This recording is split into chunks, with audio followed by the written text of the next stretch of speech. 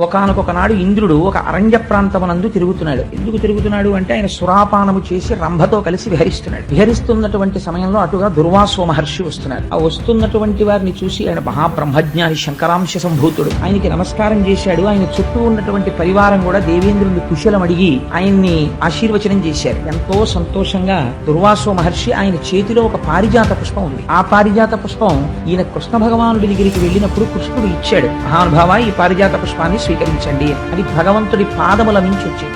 చేశాడంటే ఆ మదోన్మత్తుడై ఉన్న కారణం చేత ఆ పువ్వు తీసి ఐరావతం మీదకి విసిరాడు. ఐరావతం విశేషమైనటువంటి తేజస్సును సంతరించుకుంది. అది భగవంతుని యొక్క నిర్మాల్యం. అది దాని శిరస్సు మీద పడింది. అది స్వీకరించి అది తేజస్సు పొంది ఇంద్రుణ్ణి మోయడం మానేసి అరణ్యంలో తెలిపి మానేస్తే దుర్వాసో మహర్షి చూసి అన్నారు, నీకు ముకుంద పాదార విందముల నుండి వచ్చినటువంటి పారిజాత పుష్పాన్ని తిరస్కరించావు కనుక ఐరావతం మీదకి విసిరావు కనుక ఉత్తర క్షణము నీవు ఐశ్వర్య భ్రష్టుడవగదువుగాక. నీకు ఐశ్వర్యం పోతుంది.